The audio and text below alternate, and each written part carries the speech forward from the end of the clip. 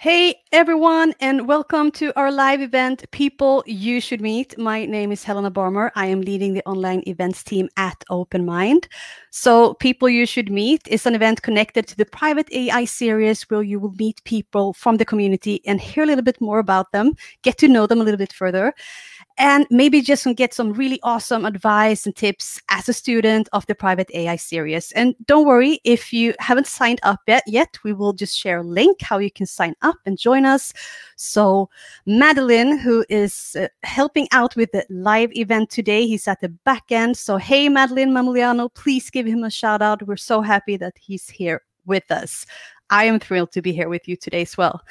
And it would be really cool if you can just share where you're streaming in from, where you're joining in from. If you're one of the students or if you want to join the course, please let us know. That would be really cool.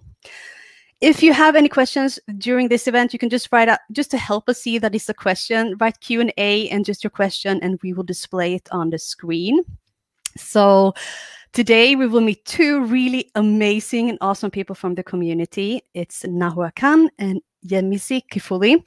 So first up, we have Nahua, who is a software engineer working at the computer vision and fitness company in Berlin. They have a really cool app as well. Just tried it out. At the OpenMined, he's really engaged in a lot of different teams. So he's part of the federated learning team. He's part of the writing team. At the moment, he's working with the SIF team. And he can tell you a little bit more about his background as well. So, hey, Nahua, how are you? Hi. Are you here? Hey. Pretty well. Thanks. Pretty for the well. Cool. So a bit more about my background then. I actually studied history. I went to an engineering school, and here's a fun story. There's a guy named Bjarne Strostrup, a Danish guy, and he's the creator of the C++ language, and he taught at my university when I was there, but I didn't take any computer science classes. I studied history, specializing in European intellectual history. Then went to do a master's degree in Stockholm in business.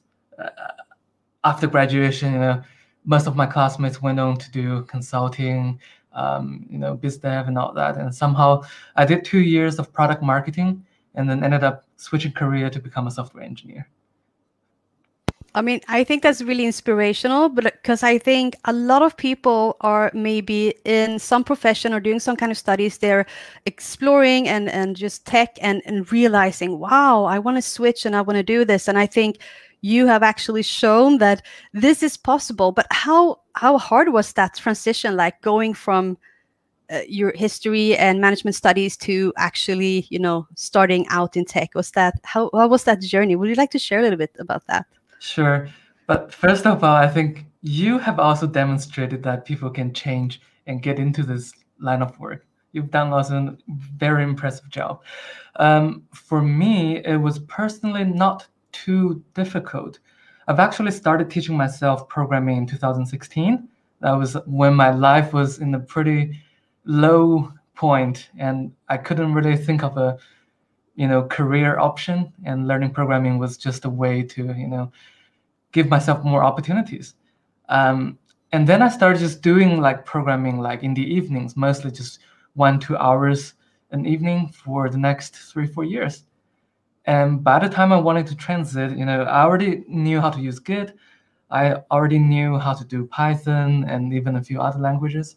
So the actual job transition is hard because you're working on production ready software. You're working with a team. You're doing more things with Git and GitHub that you previously never did before. So there's a lot to learn on the journey. You always feel like a little bit anxious because the imposter syndrome is still there, right? But it's fun as well. I think those of us who made the career switch know that we want this line of work, so it's a lot of fun.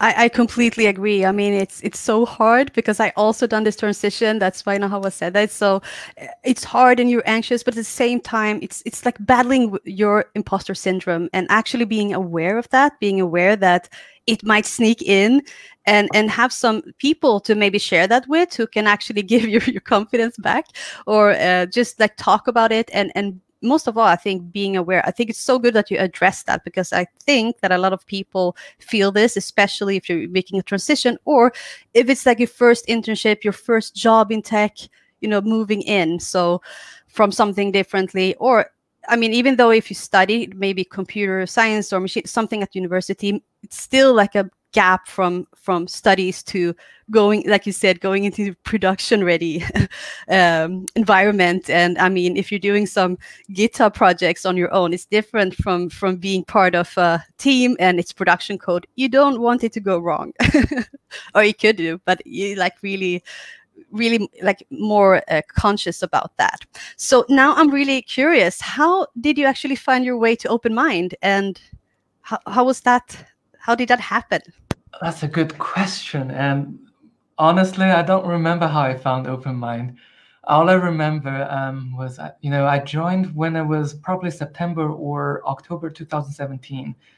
I remember like it being just a really small community back then, maybe 100 people or 200 people max on the Slack channel.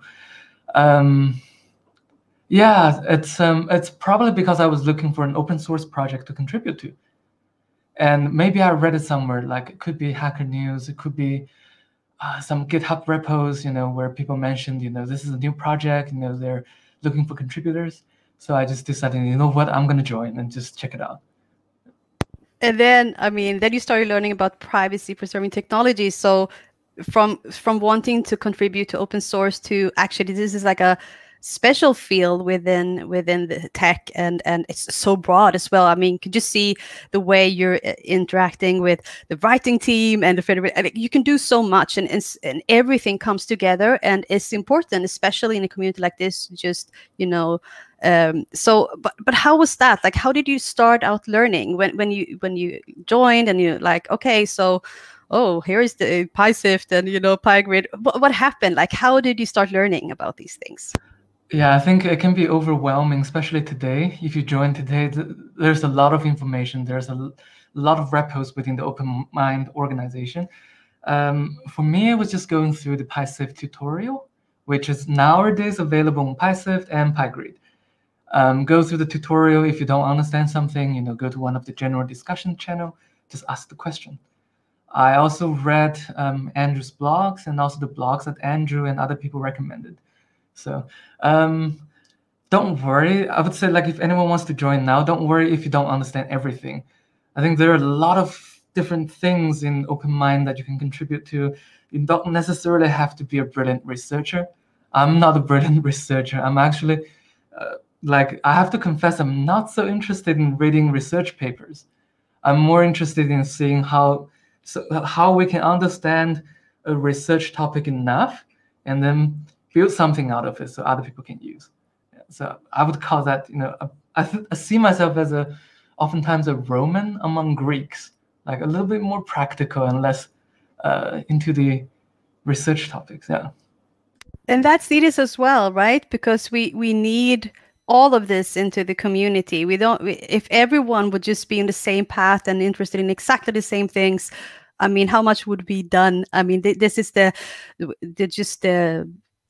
fun and good out of it. You can just come in and do different stuff. And we have a question from Valerio. So we allow questions for sure. Ask your questions. It's really good if you write beforehand. If there's a lot of chat messages, so I see it, write question and then just say it. So how much did the community play an important role in your transition?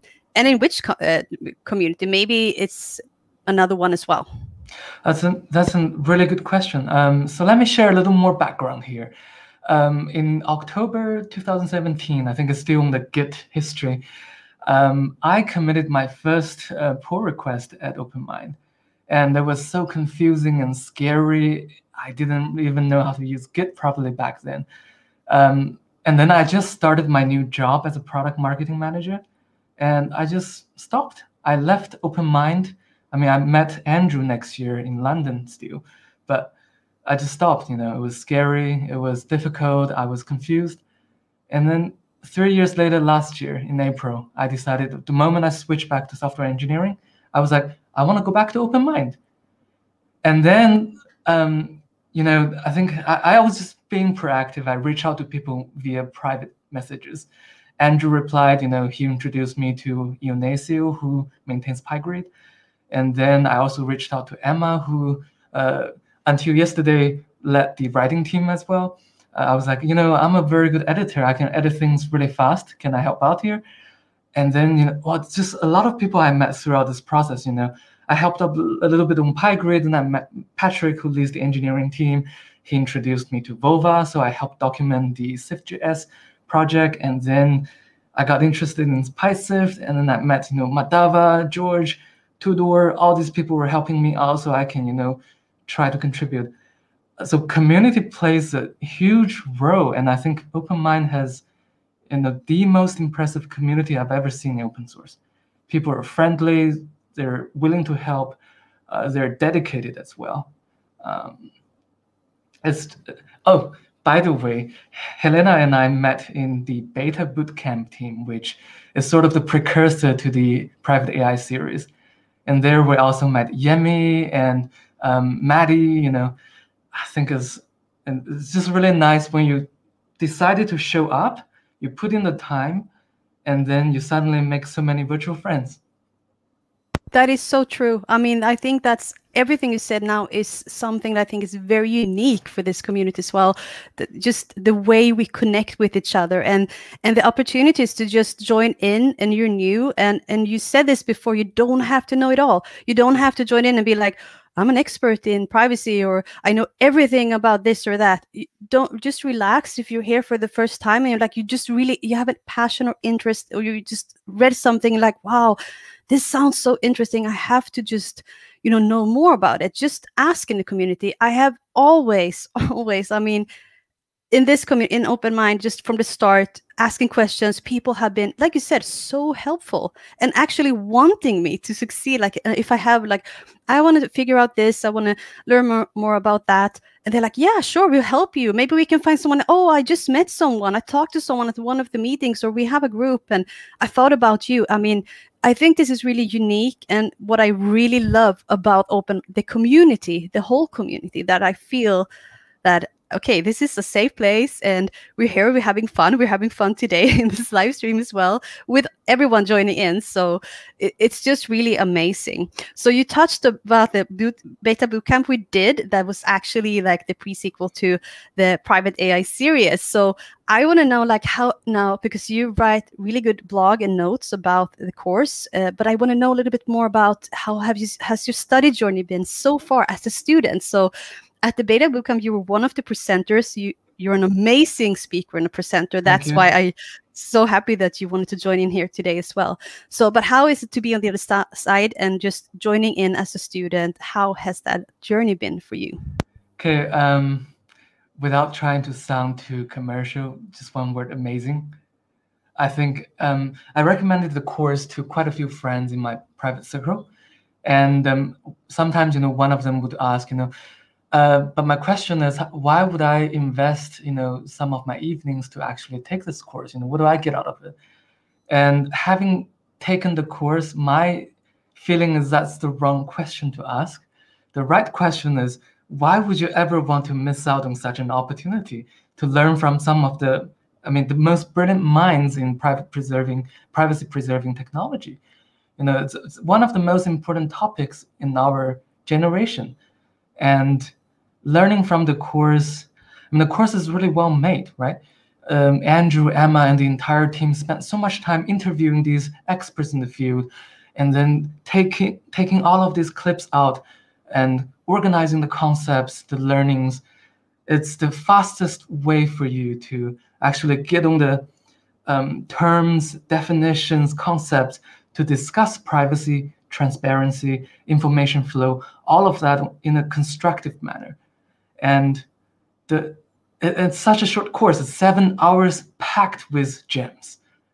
So I thoroughly enjoyed it. I think this is one of those courses that should have existed a long time ago, so we could discuss, these pressing issues in a more constructive manner. Yeah. That is amazing. And I think, so you're done with the course. Have you started working on your project, or? Ooh, that's Not yet. That's the part where I'm a little bit of a bad student. I think most people who are probably listening to this call are better than me. I have quite a few other projects going on right now, both in open source with OpenMined and also in private life. So I chose not to do a project. I do have something in mind, but I think I'll skip that part.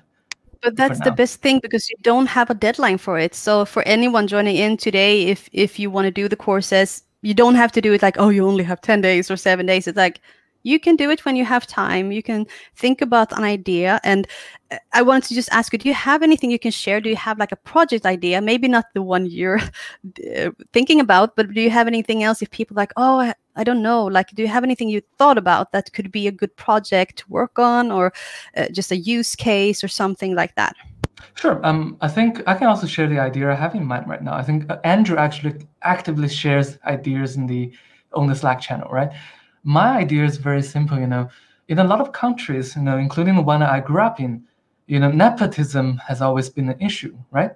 It's because in recruitment, either enterprise, small companies, government, when you send in your CV, everyone knows who you are. And also the entire process is also so flawed that sometimes they might just post a job description, but they already have somebody in mind.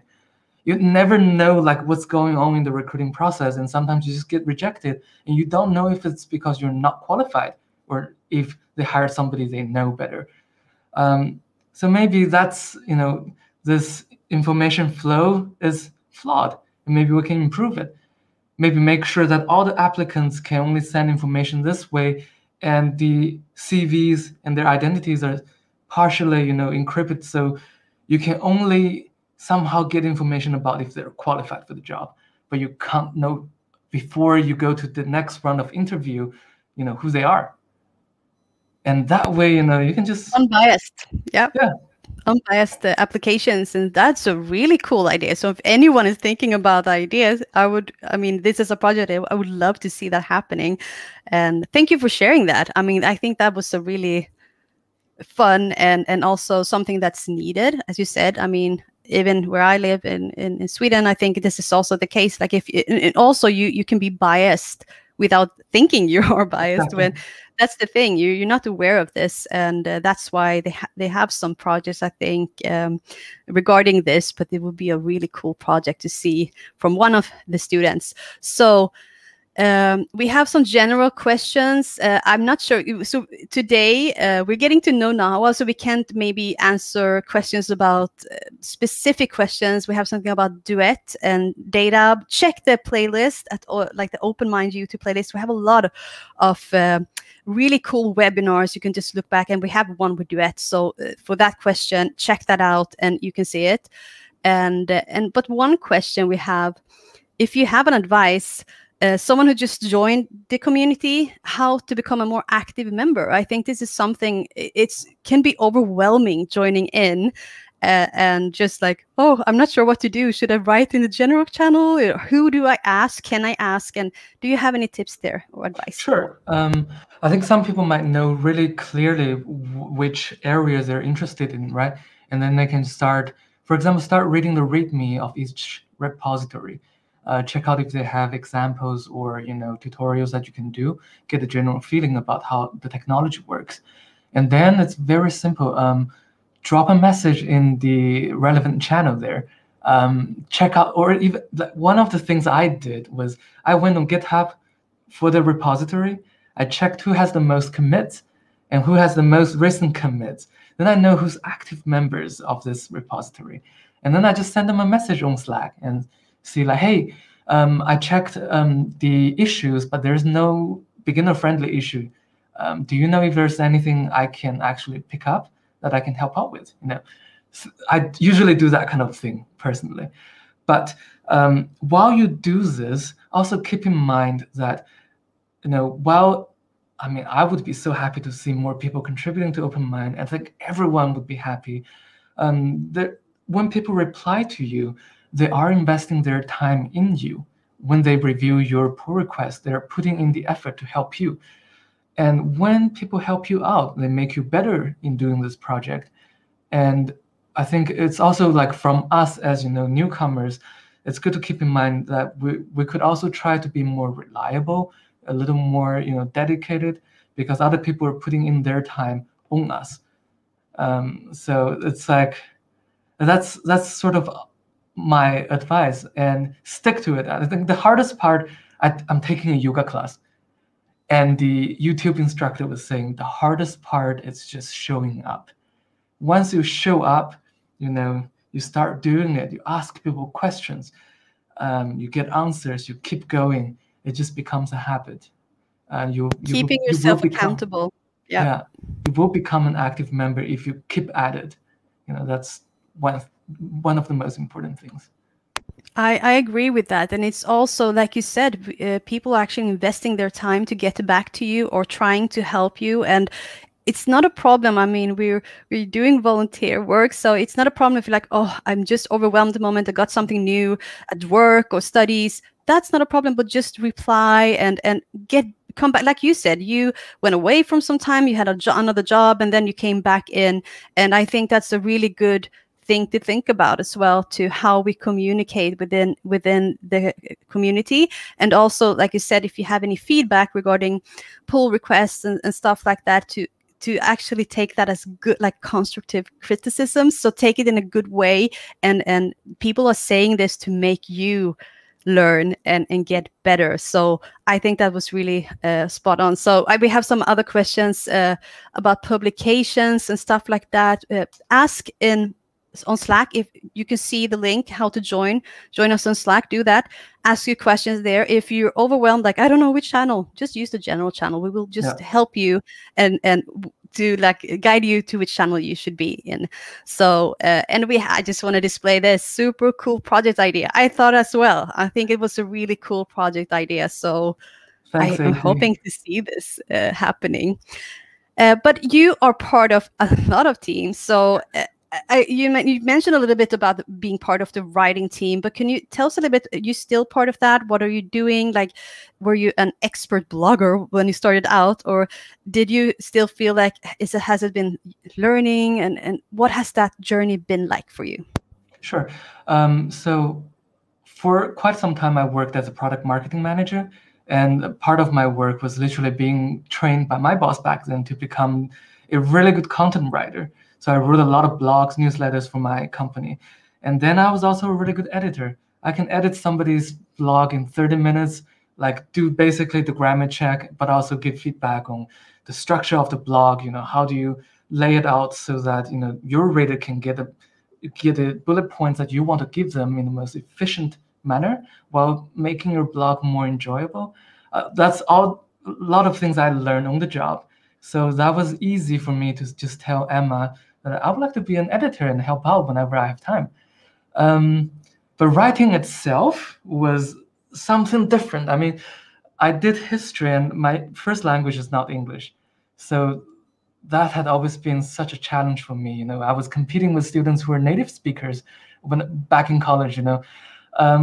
What got me into technical writing myself, like writing these blogs for programming and all that, was actually when I took Matt Leonard's deep learning class at Udacity. Oh, by the way, Matt is actually doing our new course here, so I'm like a 2-time student.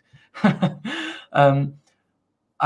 example, I was learning the concept of backpropagation in neural network, and when I was watching the lecture, I was like, I understand it. And then a day later, I was thinking about, how did that work again? I was like, I completely forgot about it. And then I started just picking up something that people call the Feynman technique, which is you learn a topic and then you try to understand it so well that you can explain it to like a primary school student. And I think writing technical blog is sort of on that spectrum. You are learning a hard topic and then you dissect it for readers so that they can learn it easier, better, faster. And that's how I started like writing. It's mostly for my own sake because I wanted to learn it. And exactly, because you learn while you're writing or while you're explaining something. Like you said, I don't understand this, but while you're actually breaking it down, you will learn more yourself, and explaining it to someone else is like explaining it extra much to yourself, right? Yeah, exactly. I'm pretty sure Andrew like consolidated his own knowledge of deep learning when he wrote his book. So yeah, I actually haven't been writing for a long time, but I have a few blogs in my draft mode. One of them is actually about how do you contribute to open source project. I'm actually using this Rust project called Rust Clippy, which is extremely challenging for me. Like I'm working on an issue right now, and it has so much to do with the compiler that I literally just bang my head on the screen. That's how frustrating it can be.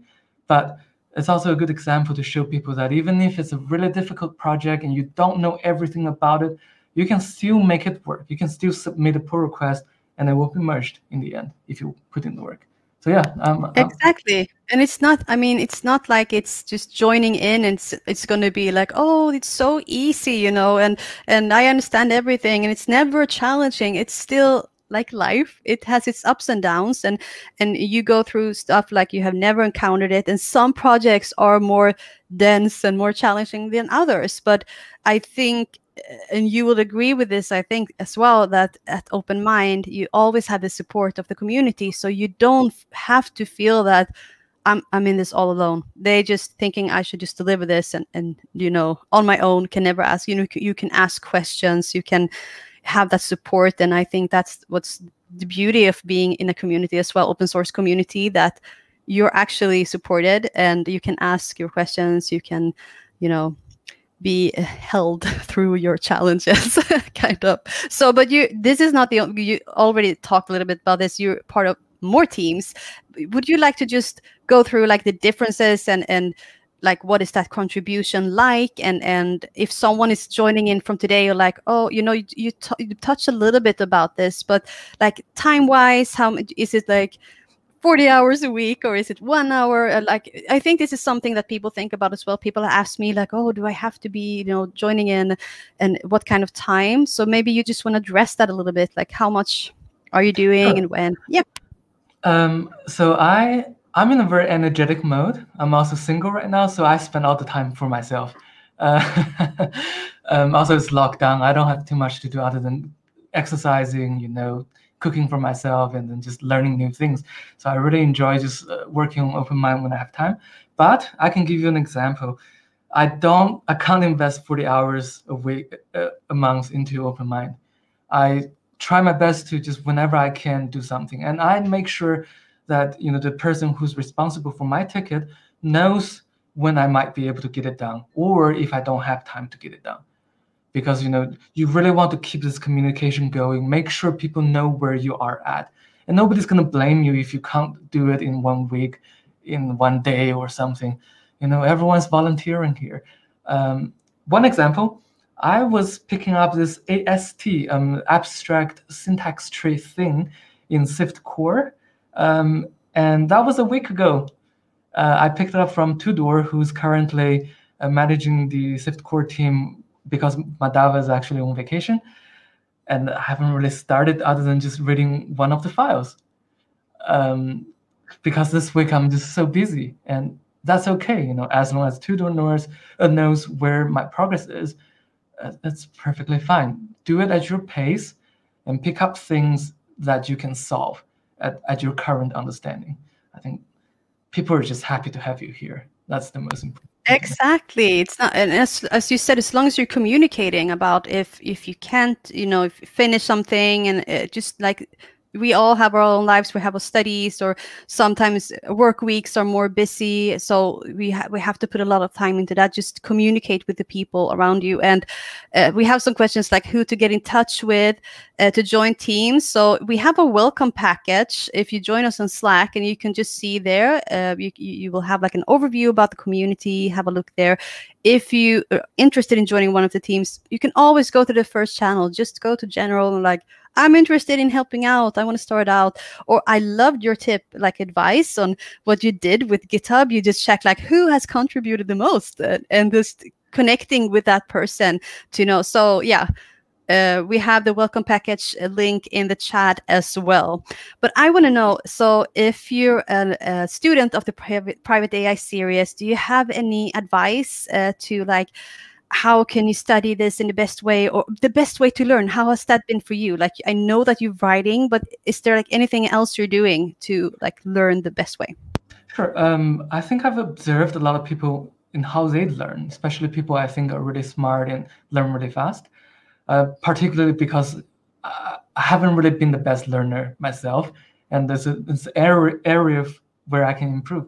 So what I've observed, there are two approaches to learning that I find really fascinating.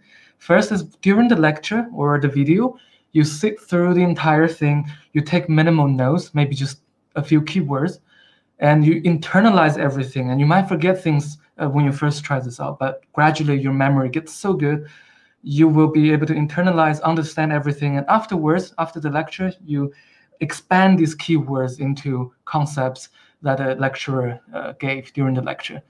That's a great approach, I think. My personal approach has to do with the fact that when I went to America, my English sucked. My English just sucked.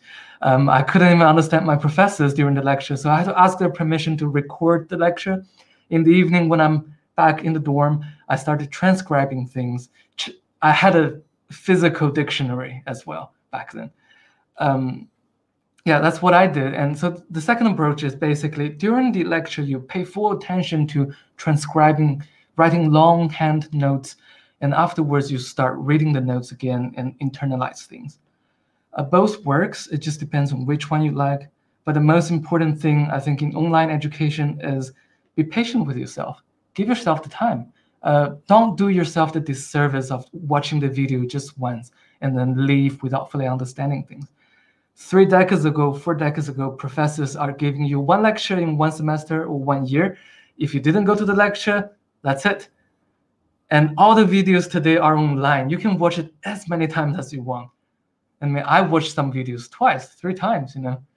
So same here, because yeah, you will need the break as well. I think as well now when we're all, most of us are working remote, not everyone, but most of us are working remote. We're in front of the computer or the laptop the whole day. And then at the end of the day, we want to do like some learning. But then, like you said, it's very important to actually think, like if you're tired or like if you need breaks, maybe you should just take a break in between, have a coffee or tea or soda, whatever you need, a cookie, chocolate maybe, I don't know, whatever gives you a little bit of energy. Be kind to yourself. Just like you said, it's amazing that we have all this content out there whenever we want to see it, because it's not like, oh no, I missed the lecture, so now that's it, you know. It's not the case. Now we can, and the best thing with the courses is you can watch them whenever you want. It's not a time limit, like you don't have to finish it in any set time. So it's just to join in and do it when you have time and in your own pace. That's basically, I think, and I think it's a good advice. And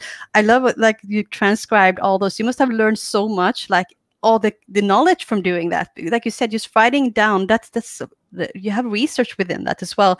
Writing things down actually improves your learning. So taking notes or transcribing whole things, that's a really good thing. So that's why writing a blog or notes, and as you did, you shared this in the courses channel on Slack. So if anyone else has some good notes from the courses, you're welcome to share that. We have our own channel. If you can't find it, ask in general. We're here to help. We're all here to help. But I want to ask you as well, Nahua, why do you think privacy in AI is important, or why is it important to you to learn about this?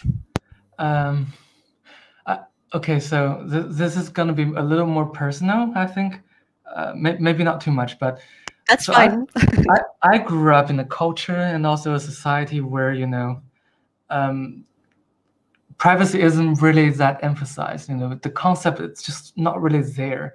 And the reason a lot of people argue in favor of, you know, say CCTVs everywhere or, you know, surveillance is that, you know, if you are a well-behaving, law-abiding citizen, then what do you have to hide, right? Also, like back in the days, you know, like 50 years ago, you know, it wasn't really that easy to gather private information about people, right? We didn't have the internet. We didn't have social media apps. We didn't have, you know, all these hacks where people can steal information from you. So I have 2 arguments against. First, even the person who says you don't have to hide anything if you don't do anything wrong, even that person has something to hide. Every one of us has some information that we would just like to keep to ourselves. Maybe it's a piece of memory. Maybe it's something you did as a kid when you didn't know anything better. You know, that should be kept private. That's it. And secondly, nowadays it's so easy to get people's information. I mean, like social media leaks so much data about each one of us. You left a comment somewhere, you clicked a like somewhere, all of that can be registered. And then comes the artificial intelligence, right? The deep learning models are so powerful today. They can learn about you, build an image about you from just a few subsets of data on you. And they don't just learn about you, they can use those subsets of seemingly irrelevant data to actually infer about information on you that you want to keep private. There's a girl who was pregnant, and Target literally contacted her father about it, and that's a private information. So I don't know. I think most people, when they care about privacy, it's usually when something happened in their life at a certain stage where it might already be too late. It might already be in a salvage state. So I think we've built so many technologies in the past as the human race, and oftentimes with nuclear weapon we realize how damaging it is, even though we have the nuclear power, which can be a magic. So I think it's important in AI that we care about privacy, because we shouldn't just keep repeating our past patterns. We should really learn from the past technologies we've created and say, you know what, privacy might not seem to matter until it might be too late, but let's do it the right way now. Let's just keep at it and make sure we can really use all the technologies we created to make the world really a little bit better rather than a little worse. Yeah. I really love that, and thank you for sharing that. And I love that you're drawing conclusions as well from learning from history and learning from what has happened and what could happen as well. And if you haven't joined already, if you're in the stream and if you haven't joined the courses, there's like a limited space of places or spots, so make sure to sign up, and we will have the link up, courses.openmind.org. Join us in that. It's free. It's without any time limits. You can just do it after work or after studies or during the weekends, whenever you have time to join in and join our amazing community as well, OpenMined. So before we wrap it up, if you have questions for Nahua, please write them in the chat and I will display them. So love questions. We can't maybe answer any specific questions about, we have something about the tech questions. Ask that on Slack. Join us on Slack and ask it, and someone will help you with it. But I want to know, Nahua, so when you're not coding and you're not learning about privacy, what are you doing? Do you have anything else you're doing besides all the tech stuff? Because I think this is a passion for you as well as a career you have, and you're really dedicated within this field. But do you do something else, like on your spare time, or just to get to know you a little bit better? Sure. Oh, this is where you leak private information. Just kidding. I'm learning Rust right now. I find it just fascinating to learn this new language. It's really difficult for me. I'm also banging my head on my computer because the compiler always complains about something. But that's still in tech.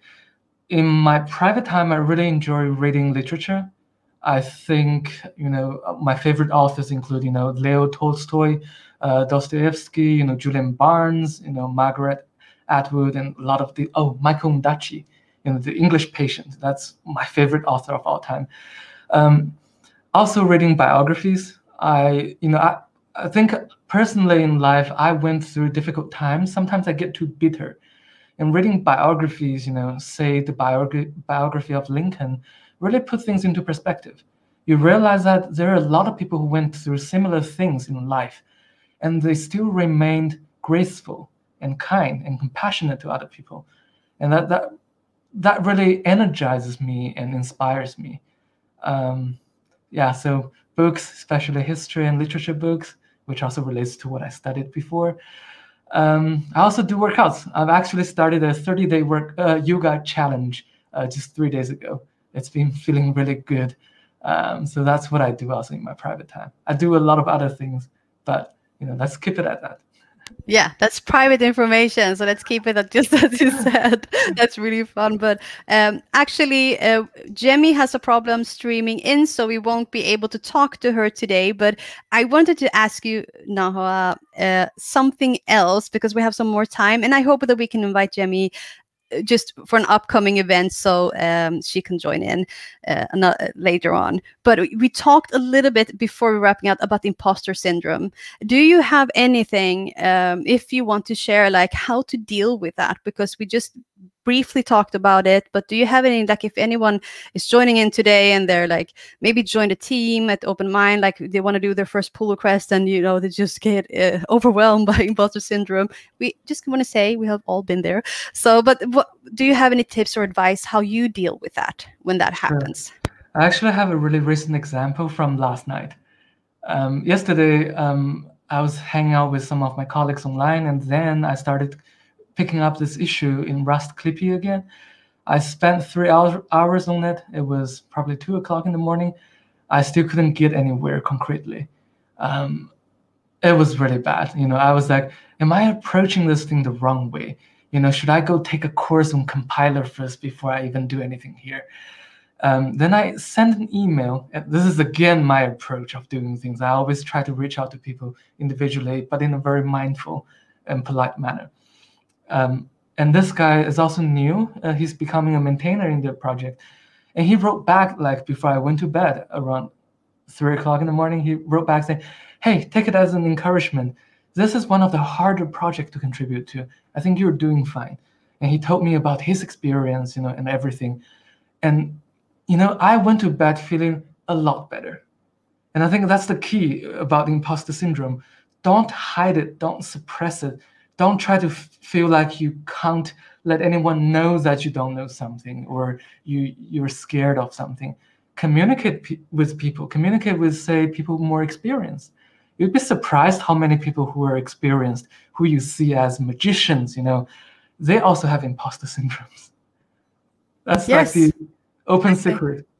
Yeah, I think that it's not only when you're new, you also encounter this while you're actually quite experienced, and you can and I love that he just reached out to you and said that so you could have, like, as you said, reach out when you're feeling, or just talk to someone like, I'm feeling like I don't know any, because one part you're doing can actually affect, like, it's just one part not that's challenging or not working out the way you're doing, like you wanted it to work, but maybe you have 50 other stuff that has been really brilliant, but you forget that when you encounter, like, oh no, I couldn't solve this, or but it sounds really interesting with Rust. I mean, I'm gonna check it out just because you mentioned it. I'm like, wow, it's challenging and a little bit of, it sounds really interesting. Anything else you would like to share with people joining the courses or who wants to join OpenMined community before we wrap it up? I think there's one more thing I want to say quickly, which is I took those notes and I shared them in the Slack channel, but just keep in mind that while I use that as a way to give back to the community, notes are taken mostly for yourself. I think that's one important thing, because your notes are tailored to the way of your learning. So for example, I take the privacy AI course and then I don't use any of the concepts for the next 6 months, 12 months, 2 years even. And then 2 years later, suddenly say my life depends on it or my work depends on it. And I already forgot about everything. I mean, I'm not a genius. I can't remember things just in my brain, right? It's not a disk storage. Then your notes will be the best thing for picking up this knowledge again. So notes are great. You should share notes with other people because if somebody's really busy, they can read your notes and review. But they're for you. So everyone should write notes to some degree for yourself. And again, the best way to contribute is write blog posts. And you guys should go to writing team to write those amazing blog posts. And I'll promise I'll try help out and edit it. Yeah. That's wonderful. And while we're talking about the writing team, we should actually welcome the new team lead for the writing team as well. We have a new team lead, so we just want to say welcome to Bala. And we also want to say thank you to you, Nahua, for joining in today. And I want to bring in Madeline into the stream because he's behind the scenes, but he's actually that he's here and Hello, helping everyone. out. Hey, Madeline, streaming in from Romania. So nice to have you here. And this is the team. I think it's really important that you see everyone working behind the live stream. And thank you, Madeline, for being here for us and helping us doing all the back end stuff of this live stream. And Yemi, we hope that we can host you another time. We will have more events. If you have any suggestions, you can write down on Slack. Don't DM me, but just write it in the courses channel, maybe, if you have any suggestions. If you haven't joined our courses, we said it so many times, please do. Please join us on Slack as well. We would love to see you there. And don't worry if you don't know how to connect or if you don't know where to ask your questions, just ask in the first channel that you find.